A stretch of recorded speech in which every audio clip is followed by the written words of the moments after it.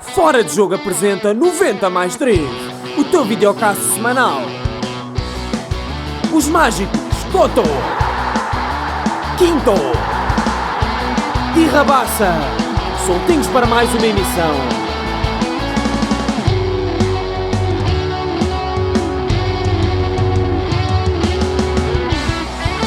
Noventa mais 3.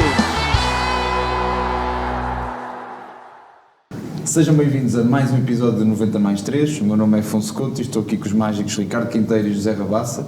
E hoje estamos aqui com este belíssimo cenário, nesta bela manhã aqui no Porto, aqui no Estádio do Dragão.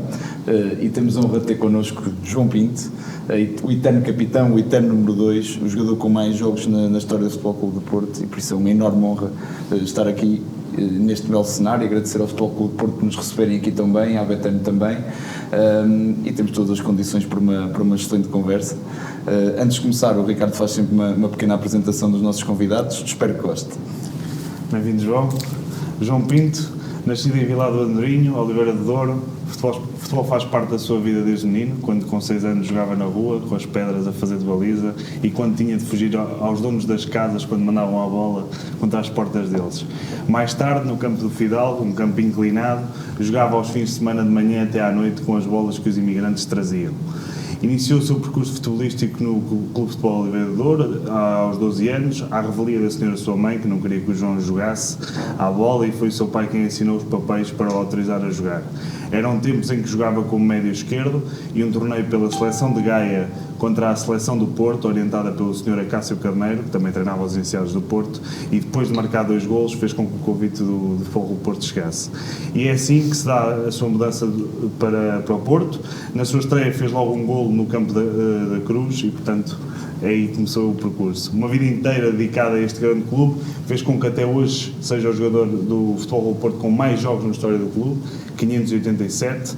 Na formação foi campeão nacional em todos os escalões e como jogador sénior conquistou uma Taça dos Campeões Europeus, uma Supertaça Europeia, uma Taça Intercontinental, 9 campeonatos nacionais, 4 Taças de Portugal e 8 Supertaças Cândido Oliveira.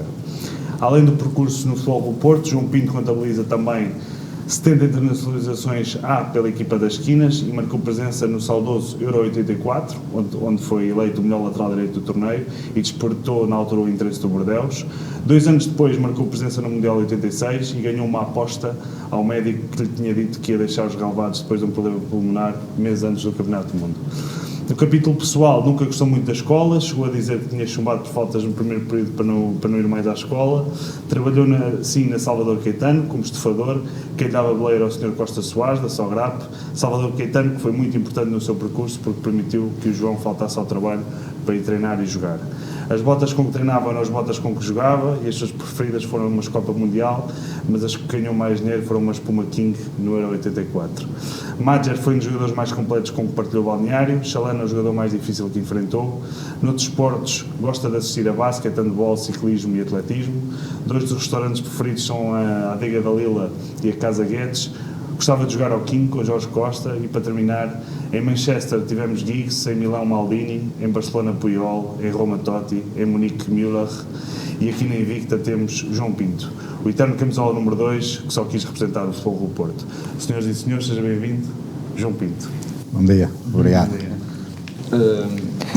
Começando pela formação, chega ao Porto com 14 anos e a minha curiosidade, e até para as gerações mais jovens que nos estão a ver, como é que eram as condições e como é que era fazer parte da formação do Futebol Clube do Porto naquela altura, quais eram as condições, as suas rotinas, as infraestruturas, que Porto é que encontrou o jovem João Pinto? Bom dia a todos. As condições de trabalho naquela altura não têm nada com aquela que os miúdos têm hoje em dia, porque hoje todos os campos, ou quase todos, é relva sintética e naquela altura eram pelados. Comecei a jogar futebol, como foi dito aqui, no Clube de Futebol Oliveira de Douro. Joguei lá 2 anos, o primeiro com a autorização da Associação do Porto, porque ainda não tinha idade para jogar futebol. E as condições de trabalho aí no Oliveira de Douro não... É um clube humilde, um clube pequenino de Gaia, mas em termos de infraestruturas era um clube pequeno demais. Claro que a minha vinda para o Porto, ou para o Futebol Clube do Porto, em termos de infraestruturas, mudou e de que maneira, mas o campo nessa altura continuava a ser pelado, que era o campo da Constituição, o velhinho campo da Constituição, que não tem nada a ver com aquilo que se passa hoje lá.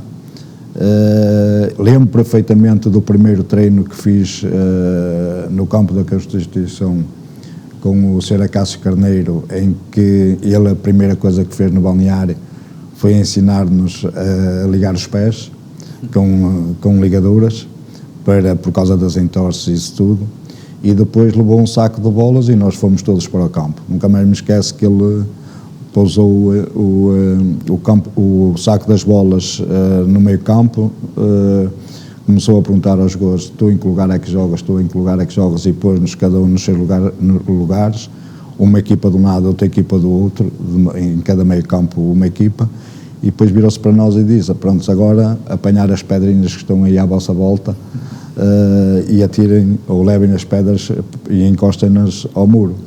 E assim foi. Passado 20 ou 30 minutos, olhámos, encostado à parede, tinha muita pedra que nós tirámos lá do campo, e ele disse: pronto, o treino por hoje está feito. E nós fomos outra vez para o balneário. Por isso o meu primeiro treino feito no Futebol Clube do Porto foi esse, apanhar as pedrinhas para no dia seguinte aí sim começar a sério, e se nós caíssemos, magoávamos ou arranhávamos as pernas de cairmos na areia ou no saibro da altura, mas que não nos magoaríamos com as pedras que estavam naquela altura dentro do campo. E em que posição é que disse que queria jogar? Porque o jogo, não, ele foi dito, viu-me a jogar a médio esquerdo, e foi a médio esquerdo, como médio esquerdo, que vim para o Futebol Clube do Porto. Embora nesse primeiro ano que joguei no Futebol Clube do Porto fui campeão nacional, iniciados pelo Futebol Clube do Porto no estádio da Tapadinha, numa final contra o Lutano, ganhámos 3-0, e joguei a extremo esquerdo. Por isso, a partir daí foi começar a descer, uma diagonal, e quando cheguei a lateral direito como sénior, eu assim: só há este lugar, o resto é tudo para o banco. É aqui que fico. É com o Josualdo Ferreira nas seleções jovens que estreia a lateral direito, não é? Sim, eu jogava a médio nas camadas jovens do Futebol Clube do Porto, e o selecionador na altura das camadas jovens na seleção era o Sr. Pérez Bandeira, e o Sr. Josualdo Ferreira era o adjunto. Depois começou a ser o Josualdo Ferreira, e ele começou-me a meter a lateral direita e a lateral esquerdo. Embora nos júniores do Futebol Clube do Porto já tivesse feito jogos defesa esquerdo, e ele meteu-me a lateral direito e fazia os dois lados. Eu lembro perfeitamente que fomos a um torneio de seleções a Cannes, ao torneio de Cannes, e ele virava-se para mim e dizia: João, hoje vais jogar pelo lado direito. O extremo esquerdo é o jogador mais forte, jogas pelo lado esquerdo, sobes quando tiveres que subir, não há problema nenhum. E eu assim era. Quando o adversário era mais forte do outro lado, ele metia-me como lateral esquerdo. Acabou o torneio, e eles, no final do torneio, no casino de Mónaco, foi a entrega de prémios, e eles davam um prémio ao jogador mais regular de cada seleção. E eu fiquei admirado que, quando foi o jogador mais regular da seleção portuguesa, coube-me a mim receber o prémio, como lateral direito e como lateral esquerdo. Como lateral direito, depois fiz uma época a jogar como médio esquerdo e extremo esquerdo no tempo do Hermes Stessel. Depois, quando veio o Sr. Pedroto para cá, começou-me a meter lateral direito, pronto, meteu-me no jogo contra os Salgueiros, e a partir daí foi sempre titular. Mas a posição que gostava, já ouvi dizer que a posição que gostava mais de jogar na formação era mais defensivo. Sim, era o sítio que dava mais jeito de dar porrada. Apanhava ali sempre. Era o lugar. E nas seleções também, nas camadas jovens, sub-17, na altura era juvenis e júniores, agora é sub-17, sub-18, sub-19. Com o Josualdo Ferreira também como selecionador, jogava a médio centro. E isso era cultivado na formação, ou a polivalência, os jogadores experimentais, ou eram os jogadores? Não, ou pelas minhas características que tinha de correr, ou de ter muita força, de correr, se calhar também por jogar bem a bola. Na altura, o Josualdo Ferreira nas seleções metia-me no sítio onde ele achava que era mais importante para mim ir para a seleção. No Futebol Clube Porto, numa época que se começasse a jogar a defesa esquerda, normalmente acabava como lateral esquerdo, mas percorria várias posições durante a época toda. Antes de assinar o contrato profissional, como foi dito na introdução, trabalhou na Salvador Caetano, pelo pessoa também esteve para ir para o Leixões, não foi? E depois foram buscar lá as escadas, já tinha batido pela porta e chamaram-no. E como é que se dá esse salto, não é? Porque estava ali na iminência de vou dar jogador, não vou dar jogador, ser profissional. Eu fui... As pessoas do Leixões que o levam a assinar contrato com o Porto. Eu era iniciado do Futebol Clube Porto ou antes, eu era iniciado do Futebol Clube Porto e estávamos a falar eu era iniciado do Futebol Clube Porto e na altura estudava, era iniciado do Liberador e na altura estudava. E quando veio o interesse do Futebol Clube Porto, quando nesse tal jogo de uma seleção de Gaia contra uma seleção do Porto, o treinador, na altura da Associação do Porto, que era o treinador do Futebol Clube Porto iniciado, veio ter comigo e disse: "Ó miúdo, queres ir para o Porto?" E eu disse: "Se o meu pai deixar, vou." E aquilo ficou assim.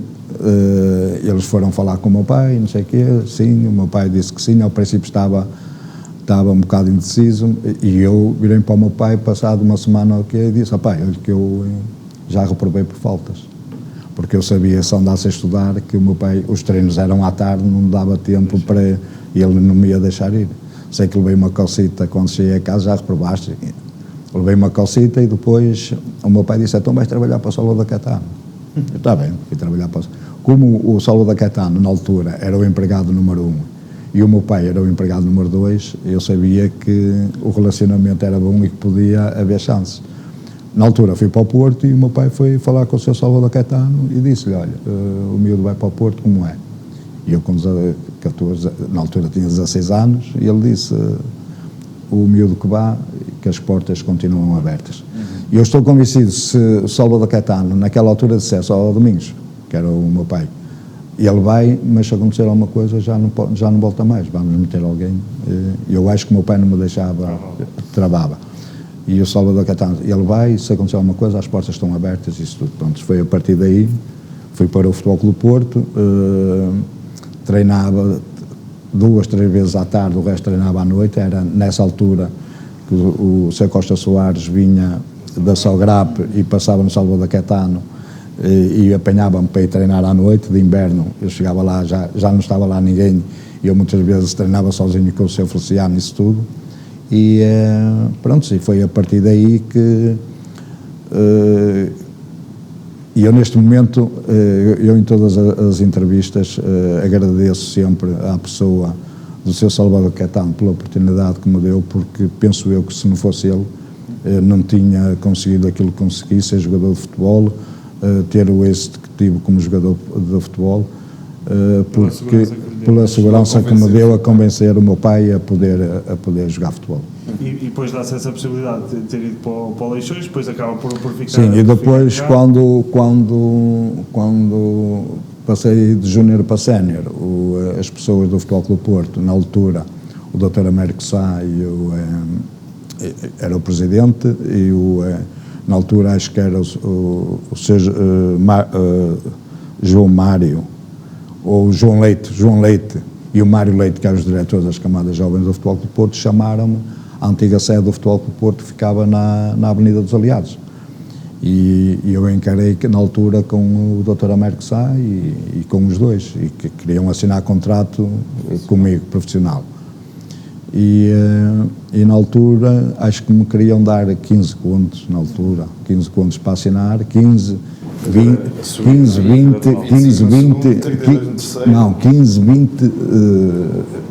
22,5. E eu disse que não aceitava. E na altura E foi quando, antes de eu ir à sede, quem me foi buscar a casa foram os diretores de Leixões e disseram: João, nós queremos que tu assines pelo Futebol Clube do Porto, mas se não assinares, estás descansado, se assinares, a gente leva-te a casa, não há problema nenhum. Sim, e eles disseram: se não assinar, não há problema nenhum, vais para o Leixões. Pronto, e assim foi. Eu sei que eles disseram, na altura eu tinha 17 ou 18 anos, que davam 15, 17 e 20, e eu disse: olha, eu por isso não assino. Não assino, não vais para lado nenhum, e que as pessoas gostam aqui muito de ti, não sei quem, não sei quanto, eu não, por isso não assino.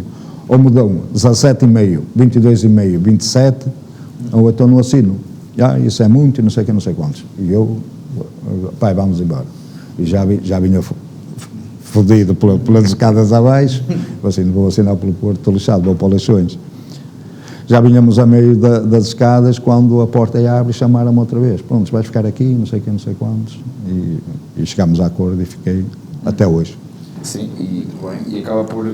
Eu não sei se se recorda da primeira vez que vai treinar a equipa A, porque ainda era o Pedroto que o... Sim, eu recebi uma chamada, estava a trabalhar e recebi... Eu normalmente saía às 3 para vir treinar com os júniores.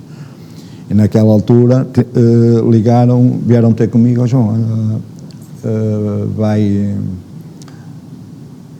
vai almoçar, porque tens que estar às 3, os treinos começam às 3 horas, vais treinar com os séniores. E eu, foda-se, vou treinar com os séniores. Pronto. Fui almoçar a 1 hora, saí do Salvador Caetano e fui. Porque eu, na altura, eu para ir treinar pelos júniores saí às 3. E para treinar, como o treino dos séniores começava às 3, eu tinha que estar para aí a 1 hora, 1h30, no Estado das Antas. Já ia com o seu filho de 127 aí? Não, ainda não tinha carro naquela altura, ainda não havia. Ainda era júnior, nem o meu pai tinha dinheiro para comprar uma coisa dessas.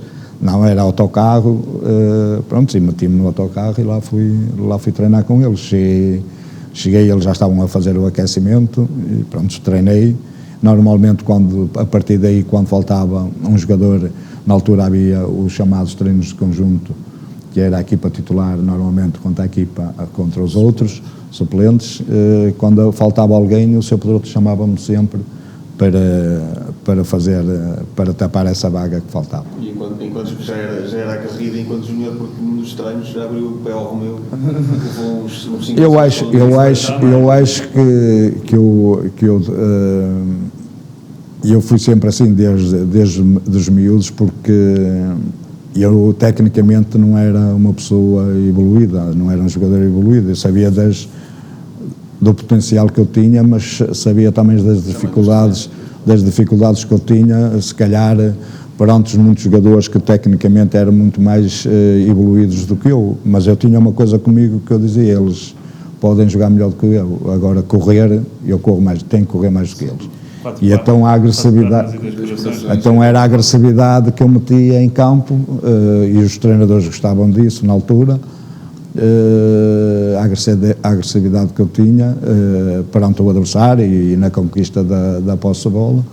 E acho que foi com esse querer que me levou a conseguir aquilo que eu consegui durante a minha carreira toda futebolista. E a estreia dá-se uma supertaça contra o Benfica, pela mão da Herman Stressel, e deu logo, passo-me a expressão, uma porrada em João Alves. Sim. E depois o Nené até foi ter consigo para me acalmar. E o jogo não, eu nessa supertaça eu no tempo do Stressel, eu entrava, mas depois podia ser o melhor jogador em campo e essa coisa toda, mas no jogo a seguir não dava, ou não era convocado, ou nem para o banco ia, e essa coisa toda.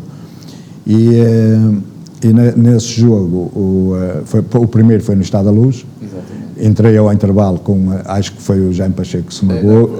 Aí o Adelino Teixeira pronto. Eu entrei e fui também considerado pela crítica dos melhores jogadores em campo.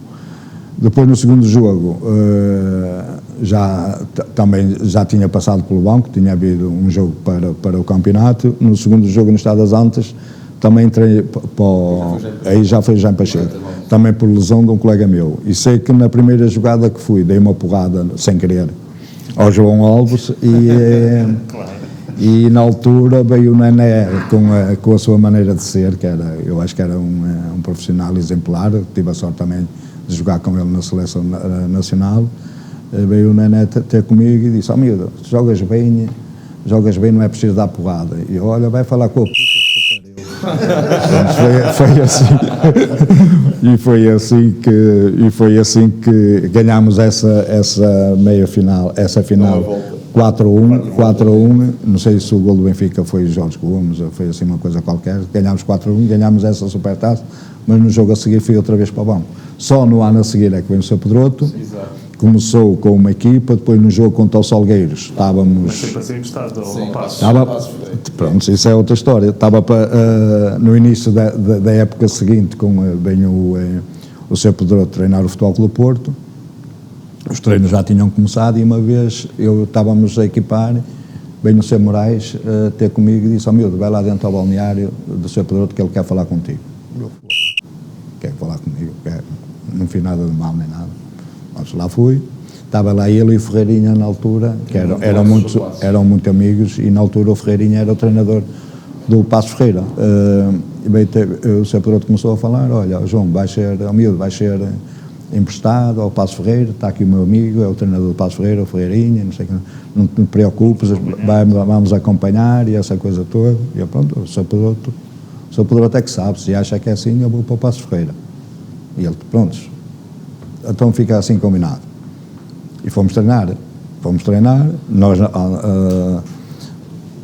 o campo era assim, nós entrávamos no túnel nas Antas, o túnel era comprido, entrávamos, depois subíamos, a baliza era aqui e aqui ao lado era a relva. E nós íamos cedo e ficávamos aqui sentados a falar, a conversa uns com os outros, não sei o que, não sei qual. Eu era assim, já estou lixado que não vou ser, já nem vou treinar nem nada.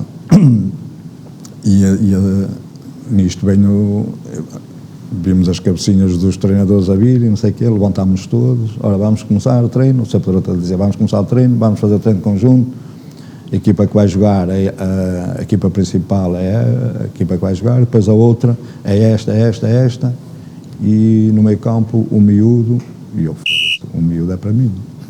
O miúdo, João Pinto e fulano, e vou assim, vou ser dispensado, vou treinar, pronto.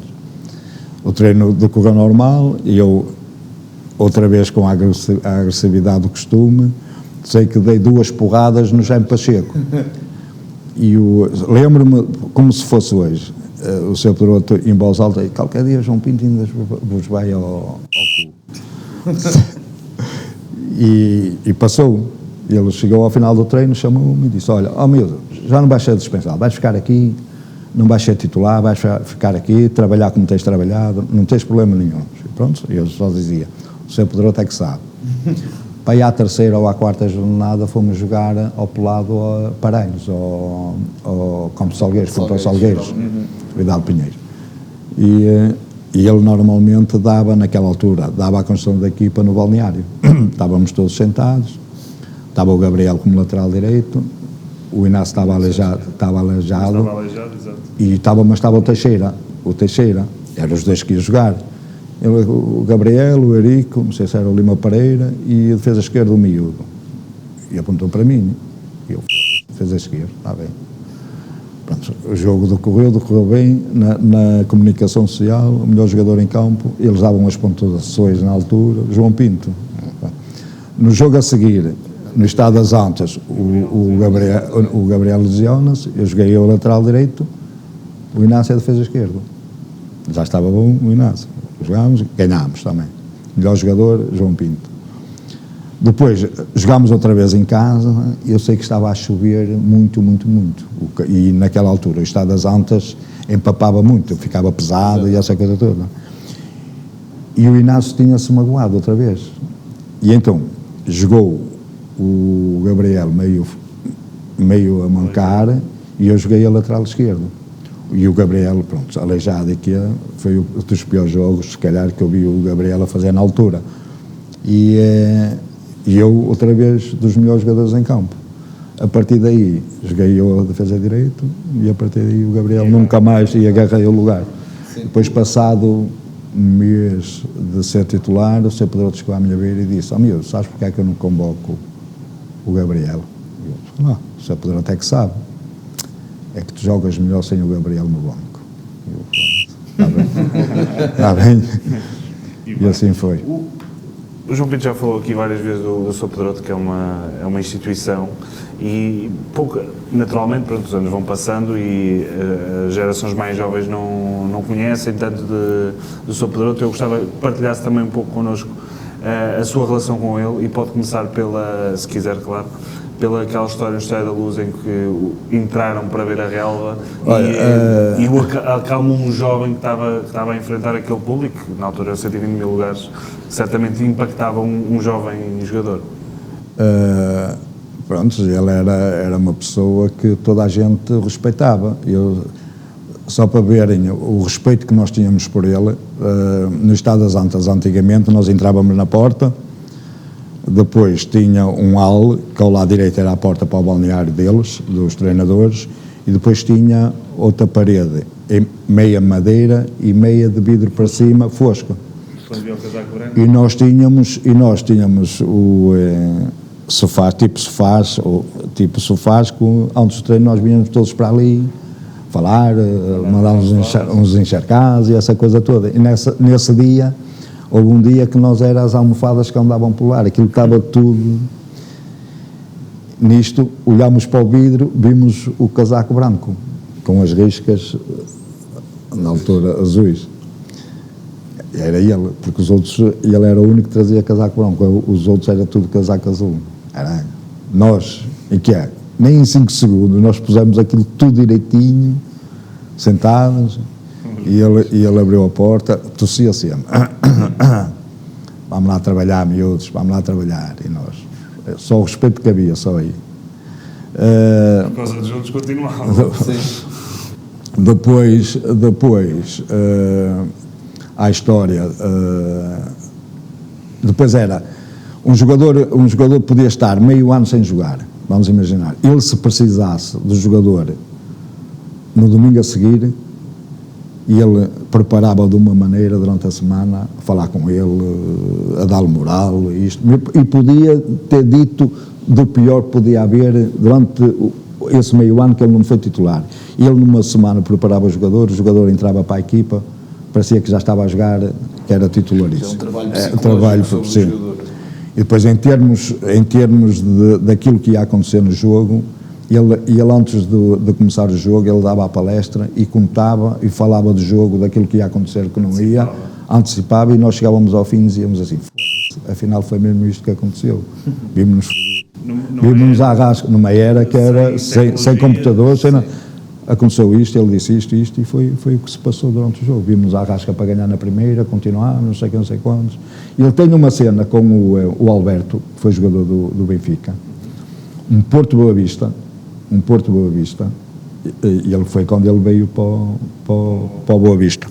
Foi numa altura que ele ou foi operado no Benfica e ainda mancava um bocadinho, o Alberto, e ele meteu o Frasco a extremo direito. E disse: ao Frasco, eles vão-te dar a bola, os teus colegas vão-te dar a bola, tu vais passar pelo Alberto, mesmo que vás isolado, ou mesmo que não esteja ninguém na baliza, tu não vais para a baliza, tu vais outra vez para trás dele e vais outra vez para cima dele. Ele em 15, 20 minutos tem que ser expulso, e vai ser expulso.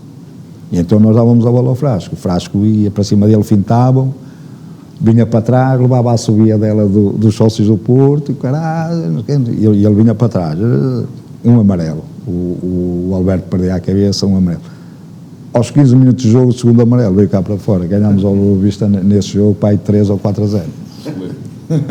E nessa altura, a primeira vez que eu joguei no Estado da Luz, ele agarrou-me em mim, o balneário também ficava longe, o túnel era comprido como a garagem. Ele: miúdo, anda comigo ver o campo. Era na altura, antes da 1h30 que nós chegávamos lá, aquilo já estava praticamente cheio. Nós entramos, subimos a escada, e eu cheguei lá, vi aquilo, e era logo direito ao terceiro anel. E a gente começou a ir pela linha do meio campo, tal, e ele era assim: estás a ouvir esta subida dela? Eu estou: não, isto não é para ti, isto é tudo para mim, calma. Eles, durante o jogo, eles vão se calar. Aí, chegámos ao círculo, no outro lado, vai ele assim, não, vamos para trás, que eles agora vão começar a tirar laranjas. E assim foi, ainda veio uma ou duas. Vai ele assim, agora vais-te virar para trás, vais ver a merda deste estádio. E assim foi, uma pessoa ia para lá, víamos o terceiro anel, já aquilo cheio, depois virámos para cá, aquilo era metade da bancada do terceiro anel. Estás a ver, o estádio tão pequenino, não sei quanto, isto é caralho. Olha, vou dizer, não vais ouvir não era para ti a assobiadela era para mim. Durante o jogo já não vais ouvir uma assobiadela tão grande como esta. E assim foi.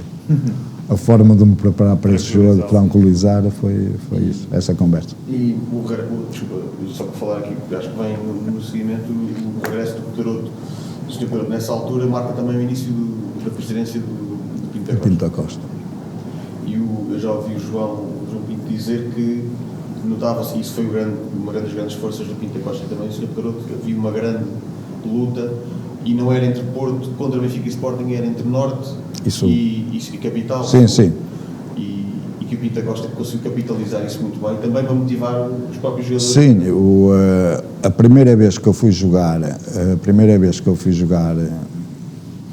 para o Sul foi um jogo contra o Amora, também campo pelado, e nós chegámos lá, aquilo a arrebentar de gente. O campo era pequenino, levava, mas aquilo cheio. A equipa de Porto entrou, foi fazer o aquecimento, nenhuma nem duas. Foi fazer o aquecimento, acabou o aquecimento, fomos para o balneário, entramos em campo, vinha o Sr. Pedroto e o Presidente do Pinto Costa na altura, a descer as escadas, logo confusão. Pontapés, nós até tivemos que ir para trás, pontapés, empurrões e o caralho, essa coisa toda. Eu era assim, isto é assim. 20 minutos de jogo, estávamos a perder 2-0. Um golo em offside para aí 2 ou 3 metros e um pênalti fora da área. Eu era assim, isto realmente, uma pessoa atravessa a Ponta Luís está a perder por 2 ou 3-0. E quando nós dizemos isto, os jogadores da altura e essa coisa toda, não tem nada a ver com os Benficas, Sporting, eu acho que tem a ver com o Norte-Sul. E aquilo que eu digo, durante estes anos todos, o Futebol Clube do Porto melhorou e começou a ser maior do que aquilo que era quando veio o Sr. Pedroto e Pinto Costa, quando eles se viraram contra a capital, porque se não fosse assim ainda hoje o Futebol Clube do Porto não ganhava nada. E é o baluarte da região. Sim. E que base é que o Pedroto deixou depois para a continuidade e para tornar para que o Porto se aproximasse dos títulos, não só nacionais, mas europeus? Eu acho que o Sr. Pedroto, claro, como o Presidente Pinto Costa, foram os dois grandes obreiros do Futebol Clube do Porto ser o clube que é hoje. Ele conseguiu fazer uma coisa que hoje é impossível também de se fazer, que é a equipa que foi que esteve primeiro esteve numa final da Taça das Taças contra a Juventus e depois em 87 ganhou a Liga dos Campeões Europeus. 7 ou 8 jogadores, ou a espinha dorsal da equipa, já vem para aí de 82. E isso, hoje isso é impossível. Mas foi preparado de uma forma para nós, a nível internacional, também competir com os melhores. Nós, a final que fomos contra a Juventus, nós fomos para um hotel em que nessa noite houve um casamento lá. Era um barulho no meio da cidade. Era um barulho.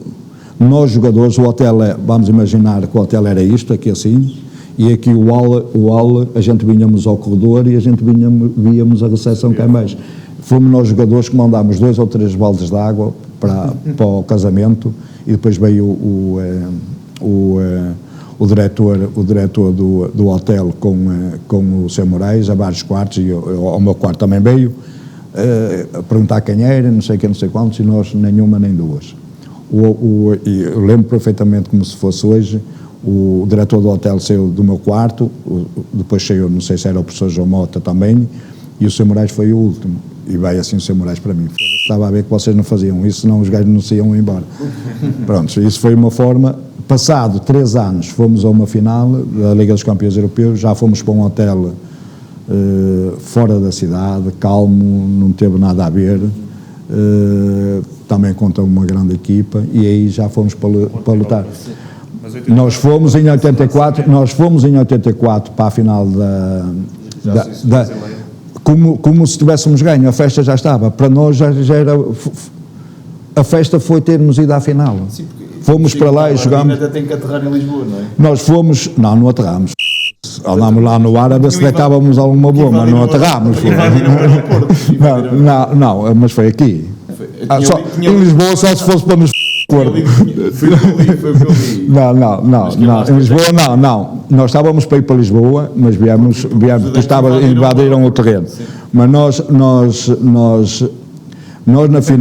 na final da Taça das Taças fomos já com a festa feita. Nós para a final da Taça das Taças, nunca mais me esquece, antes de nós partirmos para a Áustria, o Artur Jorge virou-se para nós e disse: meus meninos, a partir de agora vamos falar jornalistas, entrevistas, vamos falar e vamos dar o favoritismo ao Bayern de Munique. Quem falar, o Bayern de Munique é que é o favorito, mas vamos partir daqui para ganhar a final. E ele dizia-nos, é uma forma de os adormecer, não sei quantos, mas vamos sair daqui para ganhar. E em 84 não foi, já fomos como festa e essa coisa toda, sim. Mas em 87, praticamente com a espinha dorsal de 84, sim, já maturado, já foi para ganhar e conseguimos, graças a Deus. A rampa de lançamento. Eu acho que, como é que eu ia dizer, a forma como nós ganhámos em 87 teve muito a ver com a que nós perdemos em 84. Também já aprenderam com os erros. E depois é assim, nós em 84, quando acabou o jogo, nós dissemos assim, se a palavra "se" para mim ficou, se nós tivéssemos feito isto, ganhávamos. Sim. Se nós tivéssemos feito isto. Em 87, nós éramos uns pontos. Atenção que não há palavra se. Ou temos que dar tudo em campo, é fazer e ganhar. Sim. E em relação a 84, há uma história engraçada também antes do jogo da primeira mão com o Aberdeen, no jogo na Fiel, que estavam a ganhar aqui por 8, que estavam todos a sair para...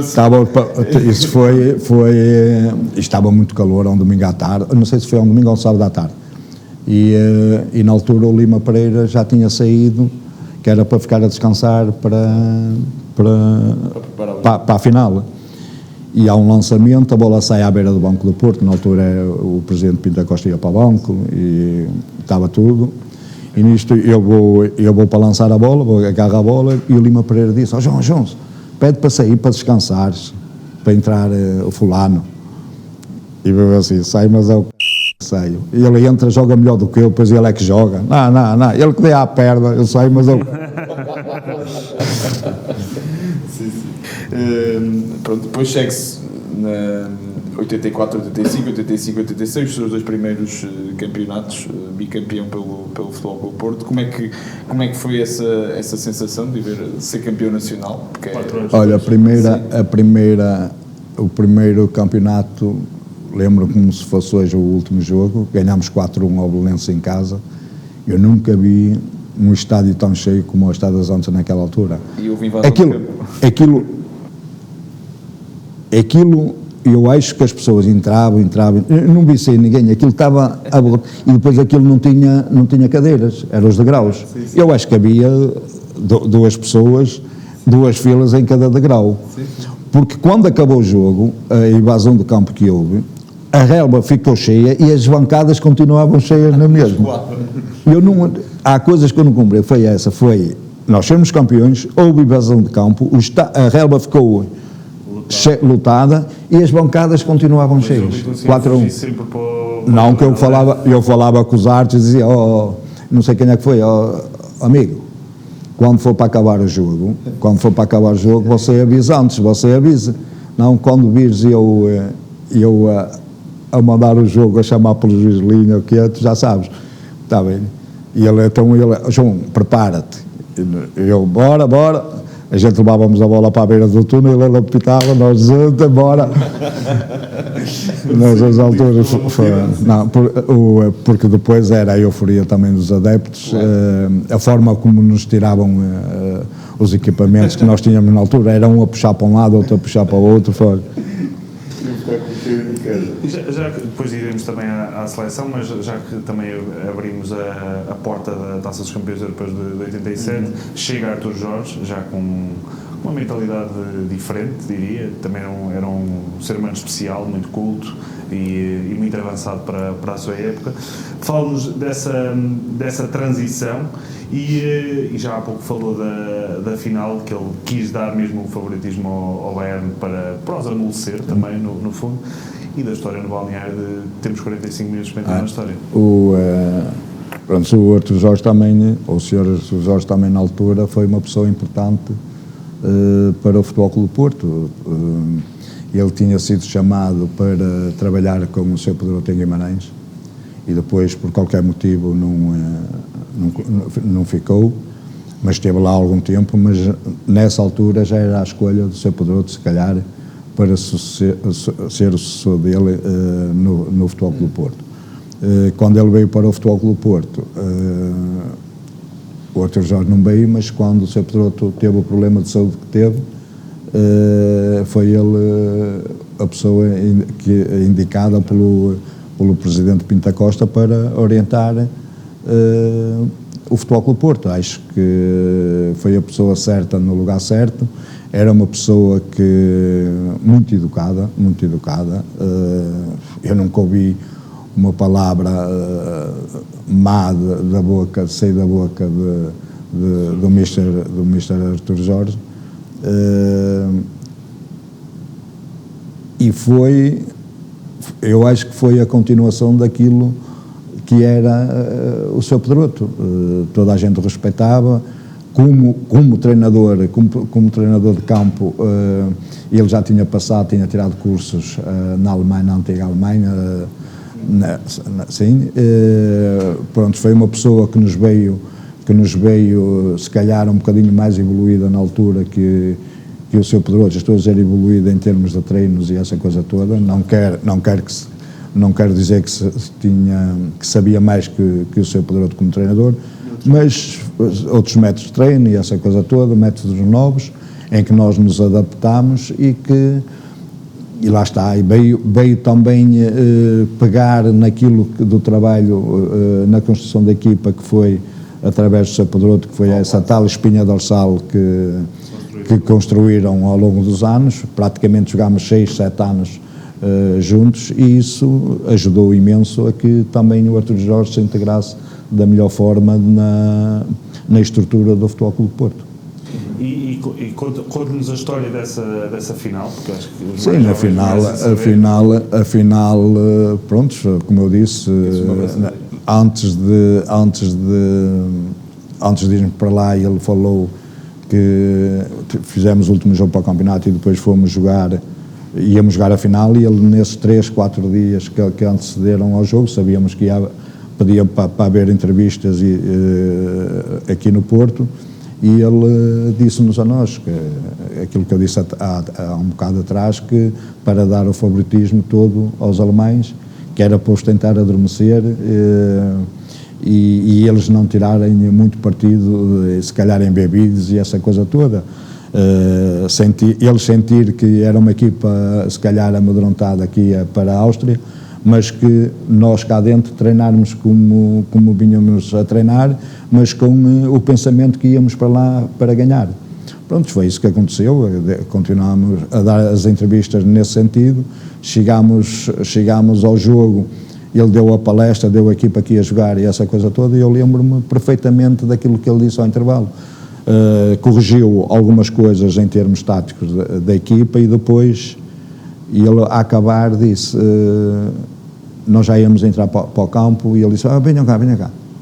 E nós ficámos todos a olhar para ele, e ele disse, vocês têm 45 minutos para ficar na história do Futebol Clube do Porto, no futebol europeu e no futebol mundial. Depende de vocês. Pronto, e assim foi. Tivemos a sorte também de encontrar o Mazer que fez uma segunda parte espetacular. Mesmo magoado. E era Cãibras, que são coisas que...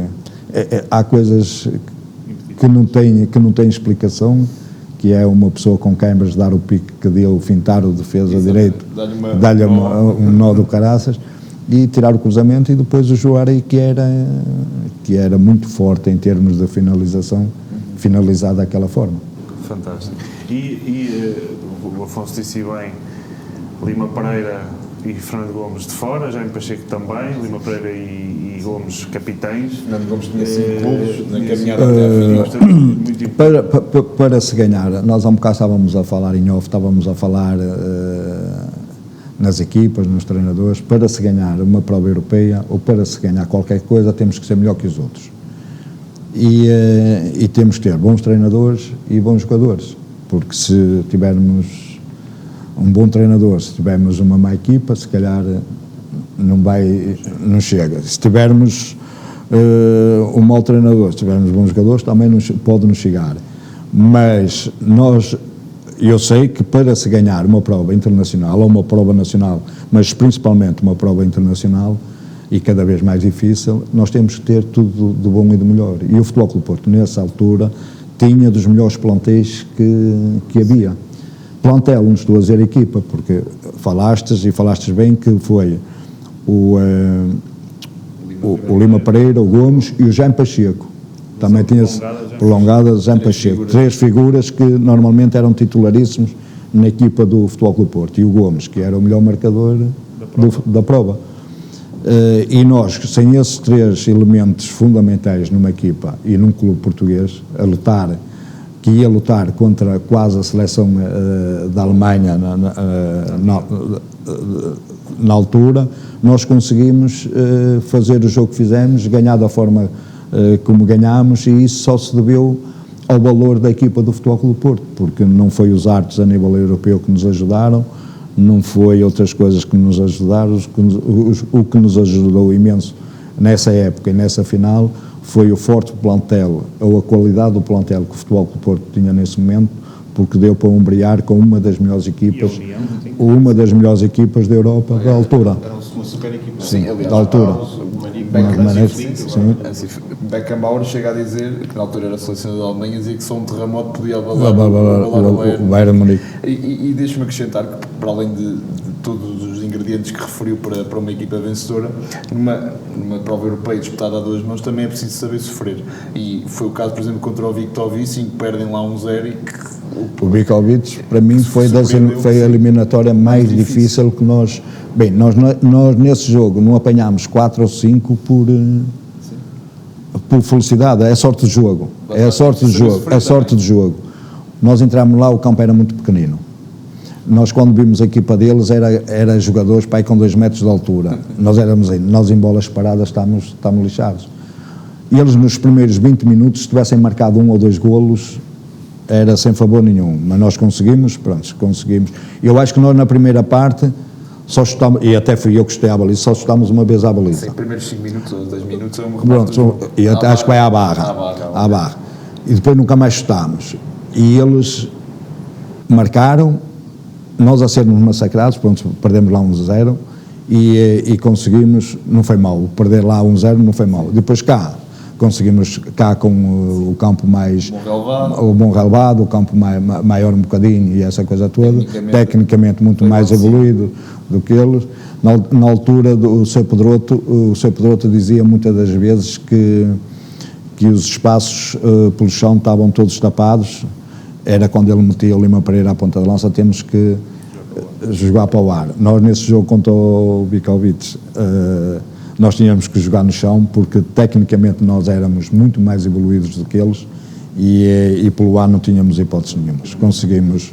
Falou em virtuosismo e técnica e selecionar o Paulo Futre, que era seu colega nessa altura. Tem alguma história com o Paulo, que era...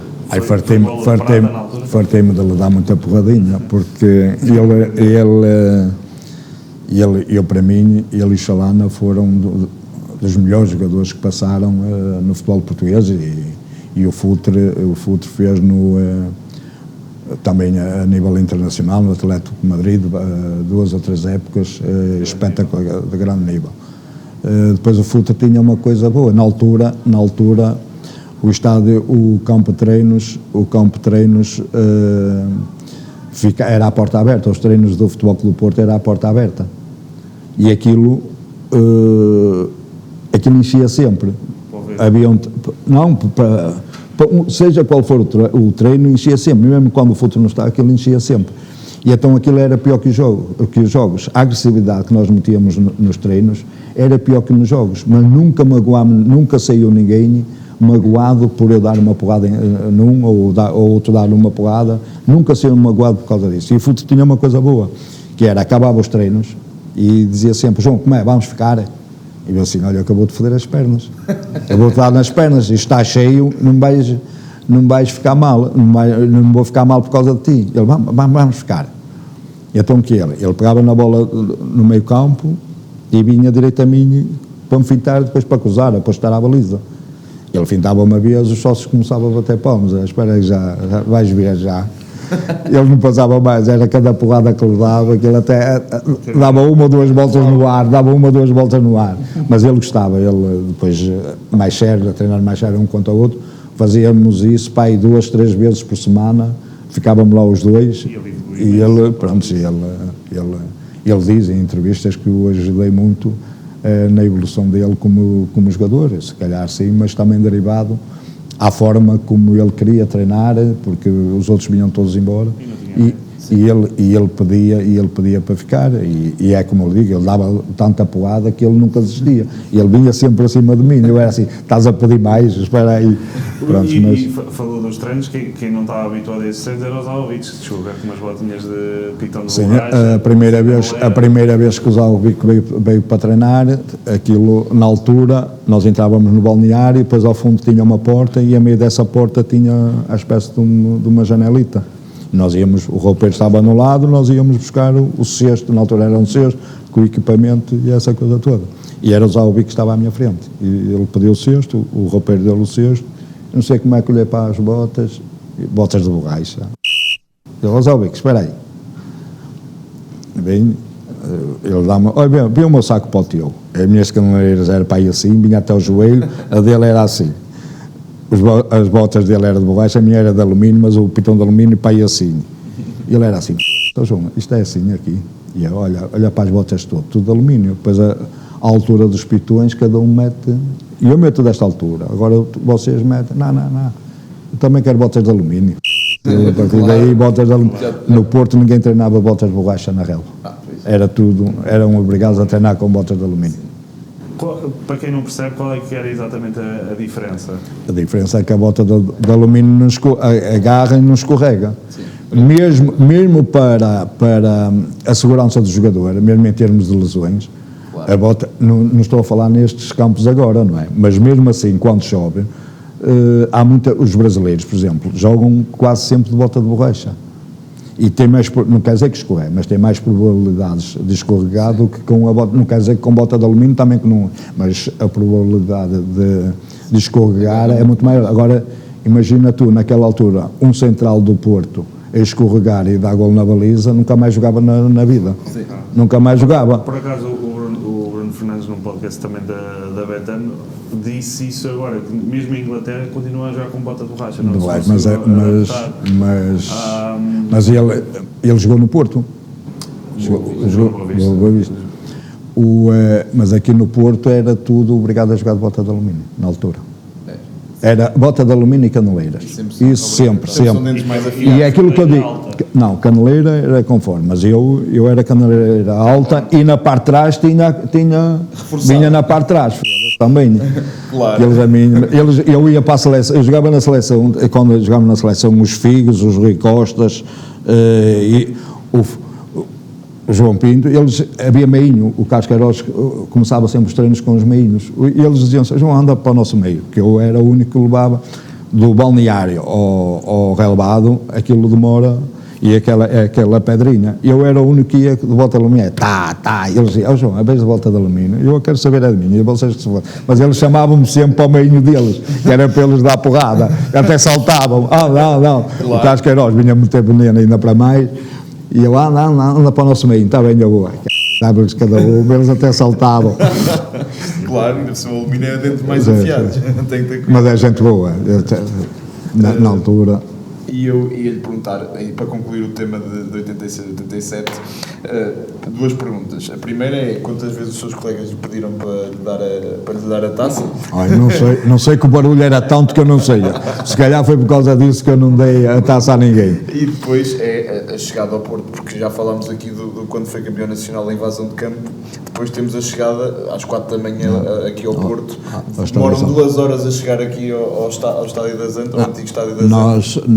Nós sabíamos que estava muita gente no aeroporto, agora não sabíamos, não imaginávamos as pessoas que lá estavam. Demorou imenso a vir do aeroporto até ao Estádio das Antas na altura, e depois estar mais de 25 mil pessoas no Estádio das Antas à nossa espera para mostrar a taça. Eu já nem peguei na taça, já nem tinha forcinha, já foram outros.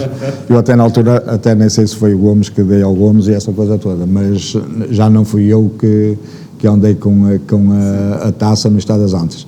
Mas essa da taça, são coisas que acontecem. Eu costumo dizer que foi como o meu pai quando me deu a primeira bicicleta, que os meus colegas queriam andar, eu não deixava andar, a bicicleta era toda para mim. E eu mesmo ao presidente, ao Pinto da Costa, eu lembro-me que na altura eu dei-lhe assim, mas sempre com uma mãozinha agarrada na taça, que ele já traz as fotografias suficientes, bora, pira-te outra vez. E é por isso que 40 anos quase depois ainda se fala disso. Não, mas é isso, ainda bem que eu não dei a taça nessa altura, porque imagina tu se eu dava a taça ao Mazar, com o jogo que ele fez, hoje falavam em 87, quem é que aparecia? Era o Mazar com a taça. Assim quem fala, quando falam em 87, é o João Pinto que aparece com a taça na cabeça. Número 1. Mas essa aí também. Chegou a encomendar as 500 do número 2? Não, cheguei, mas quis. A história é assim. Nós queríamos a camisola também com o nosso número.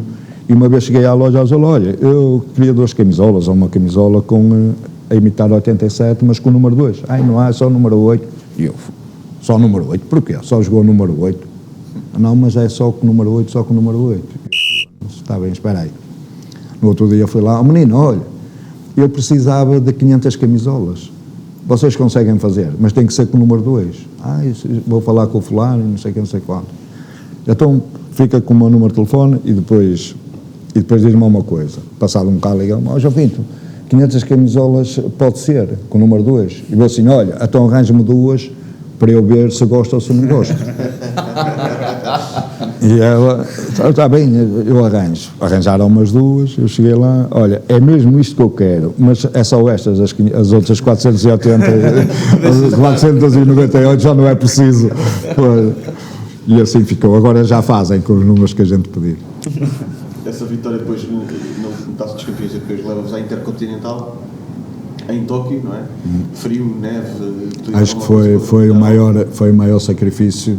Eu vou falar por mim, mas eu acho que foi de toda a gente que lá esteve. Foi o Augusto Inácio que nos falou deste episódio, que as pessoas responsáveis do Panharol queriam até adiar o jogo na altura. O presidente é que disse que não por causa da viagem e dos gastos e essa coisa toda. Se nós não estávamos habituados a esse frio Panharol, muito menos. Sim, mas eles era muito mais perto que nós, mas nós era longe e pronto, ainda bem que fizemos esse jogo, mas eu lembro perfeitamente que nós fomos fazer o aquecimento com luvas. Eu era sempre manga curta, e eles com camisola de lica por baixo, a camisola do aquecimento, e fomos fazer o aquecimento com luvas. Eu caí no aquecimento, nem 5 minutos, encharcou, tive que tirar logo as luvas fora e essa coisa toda. Chegámos ao balneário para começar o jogo, tivemos que mudar a roupa toda, nós nem forcinha nos dedinhos tínhamos para mexer. Então, era algodão com álcool, fazer fogueiras, aquecer as mãos, quando as mãozinhas estavam prontas, bora lá para dentro. Mas a primeira parte, outra vez vires lá mais, não conseguimos mexer, nem dedinhos dos pés, era só fogueiras. Eu nem sei se o treinador falou em tática, se não falou, que aquilo nem dava para falar, aquilo era pontapé para a frente e seja o que Deus nosso quiser, mas foi o maior sacrifício que eu apanhei na vida. Nesse jogo, acabou o jogo, eu já nem taça aqui, nem fotografia, nem nada, fui logo para o balneário a aquecer. Com prolongamento, não é? Portanto, Com prolongamento, já mais. Jogos e imagens resolvem. Completo lamaçol. E é o segundo, para mim há coisas inexplicáveis, que é, era pontapé para a frente, a bola não andava, e no segundo golo, o chapéu do Madja, a bola entrou devagarinho, nem parou nem nada. Eu acho que estava alguém a bufar, a bola tum. Podia ter ficado parada. Podia parar na lama e essa coisa toda, não, entrou devagarinho, já tínhamos que ganhar. Já tínhamos que ganhar, estava... Uma grande jogada que o António Sousa livra-se dos jogadores, bate na frente e o Madja. E conseguem essa vitória sofridíssima num campo muito difícil. Ao nível de títulos também há duas supertaças míticas, uma frente ao Benfica e outra frente ao Sporting, a frente ao Benfica em Coimbra, penso eu, que o João Pinto marca o penalti e depois faz a decisão. Foi para dar mais ânimo a esse jogo, para dar ânimo a esse jogo. E outra que também já falámos aqui em off, que eu acho que também já falámos em on sobre a guerra Norte-Sul, que sempre ouvi, acho que esse jogo é paradigmático nisso, a dificuldade que vocês tiveram. Não, mas antes já tinha havido coisas parecidas ou semelhantes, que foi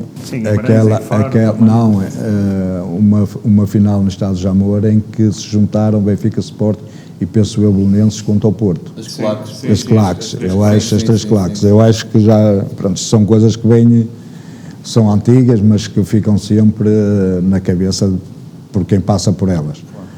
Nessa final contra o Sporting, foi inacreditável, foi o segundo jogo, o primeiro empatámos, foi a finalíssima, ganhámos esse jogo, depois foi a forma como recebemos a taça, toda a gente, quer dizer, os sócios do Porto, agora vão por um lado, onde estão, por exemplo, o Porto sobe, pelo lado onde estão os sócios do Porto, e do outro lado os do Sporting. Eu isso acho bem. Naquela altura nós subíamos, quem estava virado para a tribuna, pelo lado esquerdo, e nessa altura quem estava nesse lado eram os adeptos do Sporting. E o Futebol Clube Porto, nós, para irmos receber essa taça, tivemos imensas dificuldades para subir lá acima. Eu lembro-me que a meio nós tivemos que fugir para debaixo de um alpendre, de um pano ou de uma lona, onde estavam os jornalistas. Nessa altura os jornalistas ficavam aí, porque já havia pedrada, já não nos queriam, mesmo com a polícia a fazer o cordão por lá acima, já não nos queriam deixar receber a taça. E depois conseguimos andar mais um bocadito e subimos, e a primeira coisa que eu vi quando cheguei lá acima foi a doutora Ferreira Leite, na altura, a perguntar se eu tinha medo, se tive medo de ir lá acima. E eu tive medo tive medo. Então você não viu a levar pedrada, e eu, cara, a levar pedrada, e eu tive medo. Foi depois quando recebi a taça e houve mais pedrada. E quase a jogar beisebol. Quase a jogar ténis. Nunca tinha jogado ténis, foi aí que eu comecei a aprender. Eu queria só voltar aqui atrás, só por uma curiosidade, porque em 88 e 89, depois de terem ganho os títulos internacionais, de serem campeões nacionais, acaba por sai o Arthur Jorge e vem o Mr. Quinito. Nós temos nesta temporada já falámos bastante do Mr. Quinito, e eu gostava de saber porque ele acaba por sair em novembro, há uma derrota pesada com o PSV Eindhoven. O que é que acabou por correr mal nesse período com o Mr. Quinito? Até porque eu vi entrevistas à altura, ele estava muito confiante que lá está. Sim, e na altura todos nós pensávamos que ele poderia ser o treinador ideal para nessa altura, e foi a aposta do presidente, mas foi ele que quis ir embora, não foi mandado embora. Eu lembro perfeitamente que estávamos em estágio no hotel na cidade do Porto, na zona da Boa Vista, e que ele saiu do estágio para vir embora, não aguentou se calhar os resultados, a pressão que havia se calhar de um clube como o Futebol Clube do Porto, porque não é no terceiro ou no quarto jogo que se ganha ou perde coisas. Ele passou-lhe pela cabeça, que eu nunca pensava que ele ia, mas quando fomos para o autocarro para vir para o estádio, foi-nos dito que ele tinha ido embora, e ficámos a todos admirados. Foi quando, não sei se foi contra o Leixões, um jogo que nós fizemos contra o Leixões, que foi o Mursa, que era o adjunto, que ficou à frente. Agora, não sei o motivo, se foi a pressão que havia em termos de resultados e em termos daquilo que é o Futebol Clube do Porto, e penso que a pressão que ele não aguentou, mas como pessoa, uma pessoa espetacular. Na altura era dos treinadores com melhores resultados, não em equipas grandes, mas nas equipas que por onde tinha passado. Todos nós pensávamos que seria o treinador ideal para nós. Agora acho que ele pensou mal em sair tão cedo e da maneira que foi do Futebol Clube do Porto, porque toda a equipa estava com ele. Nós ficámos admirados de ele ter saído. E falando agora de treinadores, o seu início, ou seja, a década de 80 é marcada por treinadores portugueses, com evites no final da década de 80, e depois vem Carlos Alberto Silva e Bobby Robson, ou seja, treinadores estrangeiros. Qual foi as grandes diferenças que encontraram, e o João encontrou, entre o treinador português e estes treinadores estrangeiros, sendo diferentes? Quem tem no início da sua carreira, que foi o meu caso, um treinador como o Zé Maria Pedroto, no início, entre aspas, acho que pode vir o melhor treinador e o pior, que nós já nem damos por ela. Agora, aquilo que o Futebol Clube do Porto ganhou durante estes anos todos, com treinadores portugueses, com treinadores estrangeiros, é porque eles tinham valor. E estou-me a lembrar do Sr. Bobby Robson, do Carlos Alberto Silva, Tomislav Ibic, todos eles ganharam coisas. Foi pena, aquilo que eu digo, do Canito não ter ficado, porque eu estou convencido que ele também ia ganhar, mas todos os treinadores portugueses e estrangeiros que passaram pelo Futebol Clube do Porto ganharam. Por isso, e para treinar o Futebol Clube do Porto, acho que na altura eles escolhiam os melhores. Mas digo no sentido... As mentalidades, eu penso que as mentalidades eram diferentes, mas a mentalidade e a postura do Sr. Pedroto, para nós, jogadores que jogámos 7 ou 8 anos juntos, toda a gente que viesse já não nos vinha trazer nada, porque o Sr. Pedroto, eu acho, com muito respeito que tenho pelos outros treinadores, acho que naquele momento o Sr. Pedroto estava à frente dos outros treinadores 20 anos, e sem computadores, sem nada. Agora, veio Tomislav Ibic, ou Carlos Alberto Silva, depois Bobby Robson, depois Tomislav Ibic, não interessa, todos eles com a sua maneira de ser. O Sr. Bobby Robson, um homem espetacular, como treinador também ganhou, top como treinador. O Tomislav Ibic, em termos de treino, foi dos melhores que eu vi até hoje, em termos do que é o treino, mas é aquilo que eu digo, o Carlos Alberto Silva era só questões táticas, mas quem tem o seu Pedroto no início da carreira, os outros todos podem ser muito bons, mas nunca conseguem, eu não digo aprendizes, mas não quero chegar a tanto, mas acho que não nos vem ensinar nada, tirar um dos métodos de treino que pode ser diferente, não nos vem ensinar nada para quem tem um Zé Maria Pedroto no início da sua carreira, que foi o meu caso. Mas a minha pergunta até era nesse sentido, porque, ou seja, treinadores portugueses, mesmo não sendo o José Maria Pedroto no sentido do sentir o Porto e saber o que é ser Porto, conheciam a cultura do Futebol Clube do Porto. Um treinador estrangeiro não mas lá está, os treinadores estrangeiros que passaram por aqui vieram beber aquilo que o Sr. Pedroto durante 7 ou 8 anos preparou.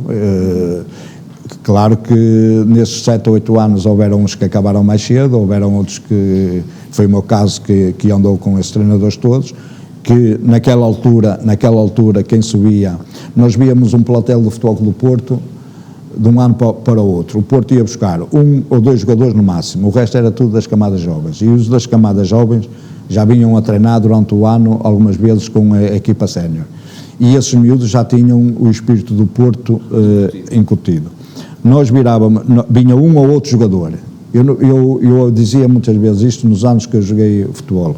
Eu virava-me para o Sr. Reinaldo e dizia assim, vinha o Walsh, o Mike Walsh, depois vinha mais um ou outro, e eu dizia assim, Saganol, vocês estão a gastar dinheiro como caraças em jogadores, a equipa que vai jogar vai ser a mesma do ano passado, por isso, naquela altura, com a espinha dorsal que tinha e com o valor que tinha as camadas jovens na altura, o Porto ia buscar dois jogadores por ano, nada mais, por isso, é aquilo que eu digo, a espinha dorsal que veio a ser feita desde o tempo de Sr. Pedroto foi a que conseguiu ganhar coisas. Claro que depois apareceu o Jorge Costa, apareceu o Fernando Couto e essa coisa toda, depois eles passaram a palavra a outros que vieram a seguir, mas era na altura em que os jogadores ficavam 5 ou 6 anos no mesmo clube, os jogadores das camadas jovens ficavam cá todos, pronto, e isso foi passado de geração para geração, e com a vinda de treinadores estrangeiros ou não, acho que vieram beber muito daquilo que foi construído ao longo de anos atrás. Curiosamente, com Carlos Alberto Silva, é a sua época, são as duas épocas mais goleadoras, e não é só por a justificação podia passar pelos penaltis, mas há uma época com Carlos Alberto Silva em que marca 8 golos, e só 2 é que são de penalti. Foi na altura que eu andava à extremo esquerdo, médio centro, percorria quase no mesmo jogo os lugares todos, mas sabia que, por exemplo, o Rui Filipe sabia quando eu saía da minha posição que ele vinha a ocupar essa mesma posição, era tudo feito com ordens do treinador, por isso acho que foi das 2 melhores épocas que eu fiz em termos de jogador. E falávamos também em off que já com o Bobby Robson apanhou o Zé Mourinho na altura como um dos adjuntos do Bobby Robson, né? Chamava-lhe o tradutor do Bobby Robson. O intérprete do Bobby Robson. Como é que era o Mourinho nessa fase inicial? Pois sei que tem uma conversa a 3, que é quando o Bobby Robson lhe diz que vai começar a jogar menos. Não, o papel do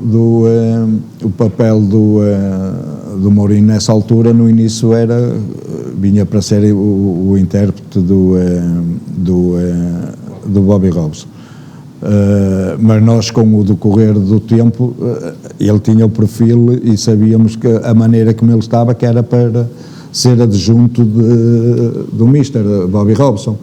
A sua personalidade o ia levar para um cargo desses, e foi com os enrolados treinos, com a época a passar, ele começou a ocupar esse lugar, e se calhar bem com ordens do Bobby Robson, e numa altura em que, se calhar, quando houve uma quesilha entre ele e o Inácio, que na altura o Inácio era o treinador adjunto, acho que o Bobby Robson apanhou aos dois, se calhar a discutir, e chamou-os e disse o papel de cada um, e foi a partir daí que Mourinho passou a ser parte integrante da equipa técnica e não como intérprete. Eu ia lhe perguntar aqui, lá está, com o Bobby Robson, que afirmou que o João tinha 2 corações e 4 pernas, e efetivamente, falando aqui um bocadinho já que estamos a consumar a sua carreira até ao seu fim, já era um verdadeiro líder do balneário, já o era há alguns anos, e pelo que vejo colegas que falaram sobre o João, era sobretudo um líder. Temos vários tipos de perfil de líder, e eu acho que o João se encaixa naquele líder pelo exemplo, porque o João era aquele que dava tudo em campo, era o primeiro a sair, era o primeiro a entrar, era o último a sair, e de que forma foi importante também para essa segunda geração que se seguiu nos anos 90, com o Fernando Couto, com o Jorge Costa. Eu quando comecei a minha carreira quando vim para o Futebol Clube do Porto, eu já disse isto aqui, eu tecnicamente não era uma pessoa muito evoluída. Eu sabia que para chegar ao futebol sénior teria que trabalhar mais que os outros todos. Pronto, e isso levou-me a treinar bem todos os dias, não havia treino nenhum que eu fosse em último, era sempre o primeiro, era para correr, era o primeiro. Eu às vezes, no tempo de Sr. Pedroto, íamos muitas vezes para um pinhal aqui perto, que nós chamámos o Pinhal Santa Cruz do Bispo, que era quando nós íamos para lá, metíamos-nos dentro do autocarro e aquilo era correr para aí 1 hora ou 2 sempre a dar no máximo. E eles iam todos, os jogadores no autocarro iam todos chateados, lá vamos nós correr para o Pinhal, não sei o quê, o futebol não é correr, o futebol não é... E eu ia-me a rir. E eles diziam, vais-te a rir porquê? Eu dizia, não, vocês no campo, vocês com bola são melhores que eu. Eu agora no Pinhal até vos vou... Agora é correr, vou para a frente, até vos vou arrebentar. até vos vou arrebentar, e assim era. Eu sabia que tecnicamente não era evoluído, mas para conseguir a confiança dos treinadores que passavam por aqui, tinha que dar o máximo. Eu, em cada treino era o meu máximo. Eu não era ficar, eu cansado tinha que ficar e depois descansava. Agora era o máximo dos máximos que eu tinha que dar, porque só assim é que poderia alcançar a titularidade que eu gostava. E essa mística que tantas vezes se fala neste clube, nós já tivemos a oportunidade de falar com vários colegas de várias gerações do Futebol Clube Porto, mas sendo o João um dos portadores da verdadeira mística do Porto, em que é que ela se materializava no vosso diário? Já falou do jogo das cartas, de beberem um copo, dos almoços, mas... Não, eu acho que acima de tudo era em primeiro lugar, era a agressividade e a qualidade que havia nos treinos, mas acima de tudo aquilo que o jogador dava no treino. Aquilo eu disse há um bocado. O treino no Futebol Clube Porto naquela altura era mais intenso que os jogos. E havia treinos ao sábado de manhã, na véspera do jogo, que eles metiam só os jogadores convocados. Atrás, conheceste o Estado das Antas, atrás da baliza ainda tinha assim uma coisa redonda, que era até à bancada. E nós atrás, nesse bocado, nós metíamos 2 balizas normais e fazíamos 7 contra 7 ou 8 contra 8 ali. E esses treinos, uns contra os outros, era rasgado. Eu nunca vi nenhum jogador a sair de um treino magoado, ou eu a dar-te uma porrada, nunca vi. Houve um ano que o Mielkarski partiu o pé, o outro também foi tornozelo, mas foi tudo eles sozinhos. O Mielkarski foi assaltar, caiu, pumba. O húngaro que esteve aqui, o Lipsey, a bola já estava fora no campo de treino, já tirou-se na brincadeira, a fazer aqui a de carrinho, ficou com o pé para trás, operado. Houveram 4, mas foram todos sozinhos. A agressividade que nós punhamos no treino era tão grande que nem nos jogos nós dizíamos assim: se nós pomos isto nos treinos, nos jogos nós temos que pôr isto, mas sem, nós não magoamos ninguém nem nada. A agressividade, nos termos bons da palavra, nós temos que fazer isto nos jogos. E foi com essa agressividade, foi com esse querer, o querer ganhar uma pelada, era como se nós ganhássemos um jogo. Vocês nem imaginam o gozo que havia, quem ganhava e quem perdia. Por isso era nós dizíamos, caneleiras até o pescoço, e era assim, e nós nunca magoámos ninguém. E depois levávamos isso, transportávamos isso para o campo. Para dentro do campo. E depois é aquilo.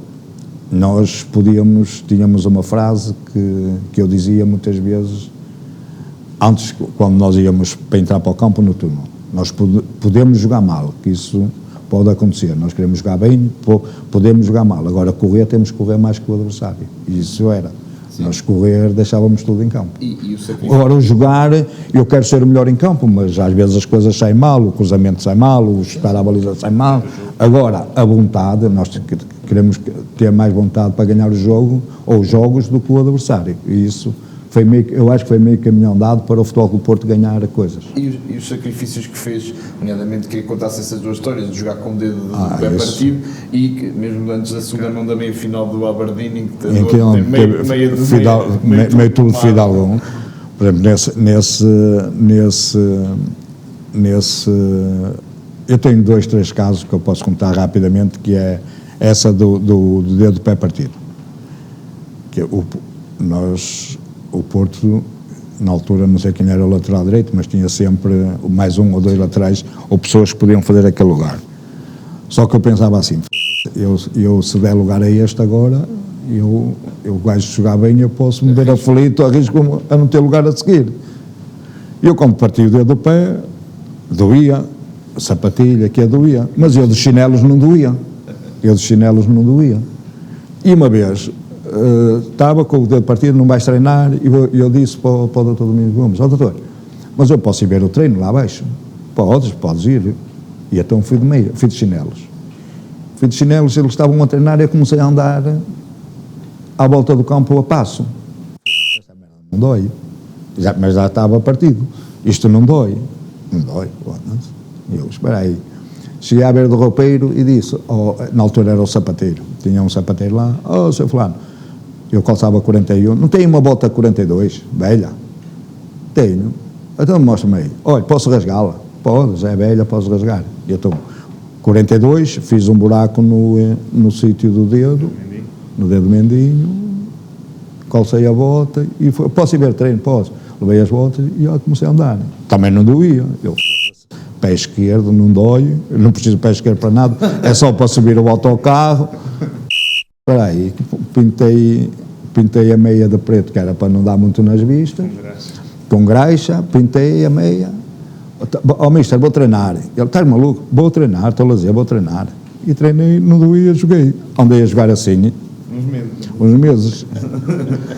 E depois a de pomada também. E a de pomada também foi no Aberdeen, na meia final, que não sei se vocês conhecem uma pomada que é Fidalgão, que aquilo, uma pessoa mete aquilo, vou dizer, aquilo arde como ao caraças. Aquilo é bom, sabes para quê? Numa brincadeira, vais jogar qualquer coisa com os amigos, metes nas cuecas do amigo e ele depois vai tomar banho e ele até salta.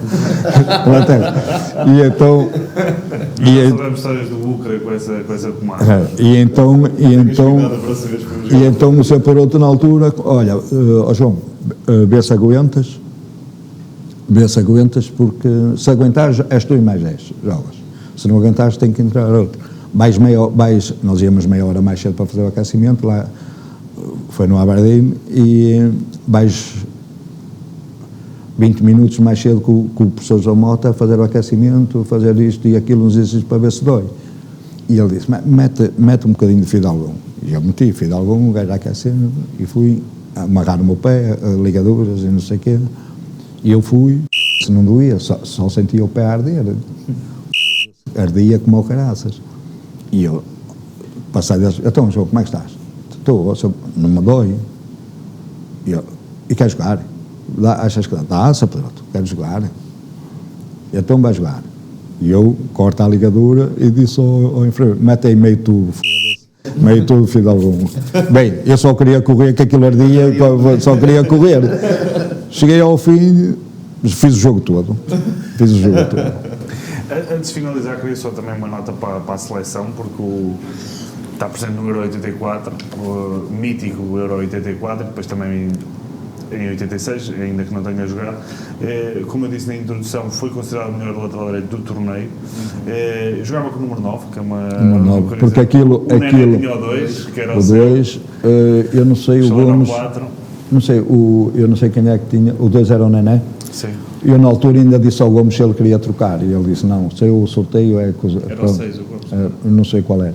Prontos, eu disse ao Gomes, queres o 9? E ele, não, é o que sei eu. Eu, pronto, também jogo com o que sei eu. Aquilo na altura era sorteio. Se alguém tivesse, por exemplo, eu se trocasse contigo, tínhamos que dar dinheiro para beneficência, para alguma associação. Alguns ainda trocaram. O Gomes não quis trocar, eu jogo com 9, não há problema nenhum. Mas foi um bom europeu. Sim. E jogou vários jogos, é totalista. Como é que foi aquela meia-final perdida, que acredito que tenha custado muito? Eu acho que essa meia-final, jogámos muito, mas se jogássemos mais nós perdíamos na mesma, era contra a França. Eu acho que nós éramos obrigados a perder. Eu acho que já estávamos condenados. Mas foi uma meia-final, chegámos à meia-final e uma meia-final que acho que nós ficámos honrados por aquilo que fizemos. Com tanta complicação que houve nesse europeu entre os jogadores e a direção na altura, a federação, penso que foi brilhante aquilo que fizemos, aquilo que os jogadores fizeram, e que foi pena não termos conseguido, pelo menos, chegar à final. Diga-me uma coisa, porque já ouvi vários relatos, mas nunca estive na primeira pessoa. A clivagem que havia norte-sul também se via dentro do balneário, também havia... Não, via-se no balneário. Do Porto não. Lado, Benfica, eu acho que era mais... no balneário não, no balneário, pelo menos nos jogos, isso era toda a gente a puxar para o mesmo lado. Mas naquela altura no europeu era 10 jogadores do Porto e o resto, Benfica, Sporting, um do Belenenses na altura que era o Jorge Martins, não sei se havia mais... Pronto. Havia uma divisão muito grande, mas o grosso era do Futebol Clube Porto, porque foi a equipa que foi à final da Taça das Taças. E houve, pronto, havia a tal divisão, e depois entre treinadores, não, almoçávamos, mas os do Porto numa mesa, os do Benfica na outra mesa, e assim, era raro a gente se misturar. E aí estava mesmo, era divisão mesmo, mas quando chegava à hora, e depois ainda houve o problema dos treinadores, que era o Sacabrita, Tony, top, não estou a dizer mal das pessoas, o Tony, quem era mais? Sacabrita, Tony e era outro. E depois chegou o Zé Augusto. O Zé Augusto é que foi. Zé Moraes, o Cabrita, Zé Moraes e Tony, pronto, eram os dois. E depois, porque depois passou a ser dois do Benfica e um do Porto. E não havia muito Sport. Depois, ele é que começou a meter o veneno todo. Desequilibrou a balança. Mas nos treinos e essa coisa toda, uns para cada lado. Quando era na hora do jogo, era tudo para o mesmo lado, por acaso, e foi isso que nos levou a obter os resultados que tivemos em França. Mas sentiu... Aí, por exemplo, vamos falar de Saltilho. Saltilho estávamos todos unidos, só o Álvaro é que se pôs de lado, o Álvaro Magalhães, estávamos todos unidos. Se a Federação tivesse feito aquilo que fez em Saltilho, se tivesse feito em 84, aí era meio para cada lado, aí ganhavam, mas não, em França estávamos separados, mas quando era para treinar e para jogar, isso não havia confusões. E depois mais para a frente, já nos anos 90, com a nova geração, que ainda... Sim, ainda apanhei, no tempo que foi quando o Carlos Queiroz foi campeão do mundo em Riad, e depois em Lisboa, e depois saíram os jogadores dessa base toda, só fiquei eu praticamente, eu e o Oceano. Pronto, sim, foi... O jogo ainda vai até 96. Foi o Mundial... Ainda faz o apuramento para o Euro de Inglaterra? Não, eu faço o apuramento para... Eu acho que não faço de Inglaterra. Eu faço o apuramento para os Estados Unidos. 94 faz. Eu faço o apuramento, mas eu não sei se faço. Ainda faz? Aí faço, que é o Arthur Jorge, ainda faço. Sim, é o último jogo ainda faço. Contra a Ucrânia. Aqui no Estado das Antas. Sim, que é a vitória contra a Ucrânia, que acaba depois de ficar em segundo lugar a Ucrânia no grupo e não passa a Portugal. E sobre essa, e estamos já a chegar aqui ao final, eu queria só mostrar aqui este vídeo, porque diz muito sobre e já estamos aqui a falar sobre a rivalidade e sobre a combatividade, e os jogos, sobretudo com o Benfica, eram sempre muito... Não me digas que é quando dão uma porrada. Não, mas esta é gira, porque é com o Chalana, mas vejam o que é que... Mas olha uma coisa. Mas abraçam-se. Eu acho que foi uma porrada do caraças que eu lhe dei. Então era o melhor jogador, eu tinha que lhe dar porrada. Aí eu acho, 120 mil pessoas, eu acho que pensavam que eu ia dar uma porrada no... isto é uma porrada do cara. Isto hoje era 2 vermelhos. Depois abracei. E sabes o que é que ele disse? Sai daqui se não levas a seguir outra vez. Mas eu dava-me bem com ele. Mas eu para marcar o Chalana tinha que ser assim. O Chalana era top. E depois o Chalana tinha uma coisa, por exemplo, o Futre. O Futre vinha para cima de nós com a bola, mas era só o pé esquerdo. E fazia a finta muito em cima do adversário, dava para a gente lhe dar porrada. O Chalana não, o Chalana era o pé esquerdo, pé direito, e saía para aí 2 metros, nem dava para a gente lhe dar porrada. O primeiro jogo que eu fiz contra o Chalana no Estado das Antas, ainda tinha a pista, não sei se vocês se lembram da pista de cinza, e tinha a pista cinza, só depois é que tinha a rede, a toda a volta a dividir. O primeiro jogo que eu faço contra ele, o Sr. Pedroto veio ter comigo e disse: miúdo, anda cá. A primeira vez que vais jogar contra o Chalana, não és? E eu, essa. Conheces o Chalana?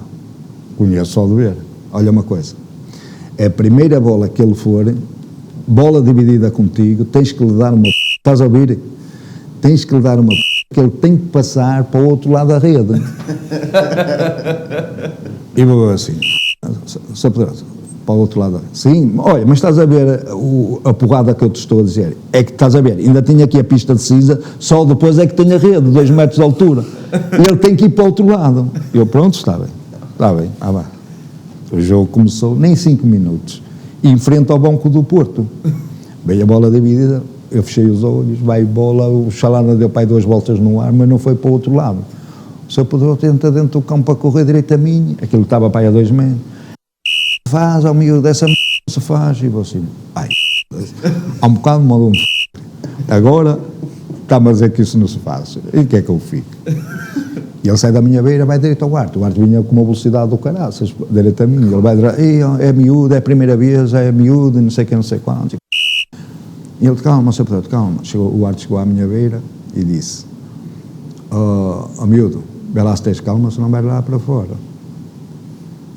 E pronto, está bem, desculpa lá, e o caralho, fui pedir desculpa ao Chalana, e o caralho, o Sr. Pedro passou pela minha beira e disse, está descansado, que ele agora só vai jogar a defesa esquerda, ou a defesa direita, ou a extrema direita, nunca mais vem para a tua beira. E não, nunca mais vi o Chalana, nunca mais vi o Chalana, pô.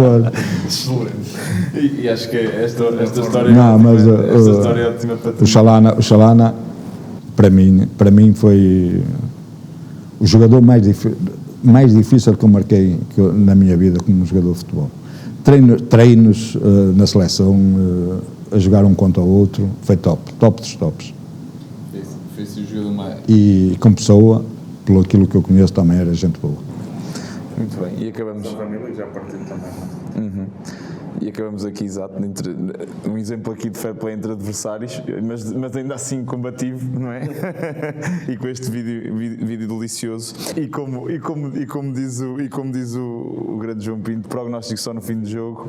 E chegamos aqui ao fim desta ótima entrevista, que espero que tenha gostado. Para nós foi uma enorme honra.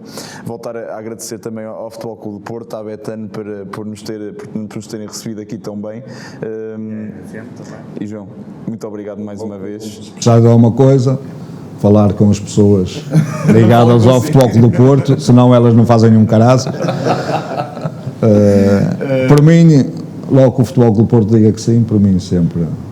Sim, certamente não será a última vez que conversamos, mas esta primeira já foi incrível. Onde é que vai ser o almoço? É isso. Vamos falar. Agora isso é a parte importante. E arranjarem um parque para o João Logan. Isso é que era. Eu estou à espera de uma chamadinha, pô. Mas pronto, muito obrigado a todos e espero que tenham gostado também tanto como nós. Portanto, até à próxima e boa semana. 90+3 é a bola a girar, o quinto com o Couto a cruzar e o Rabassa a converter. 90+3, indivíduos sensatos, soltinhos e pacatos, até o clima ferver. E à medida que a semana nos vai dando muita trama, é o fora de jogo que está no 90+3.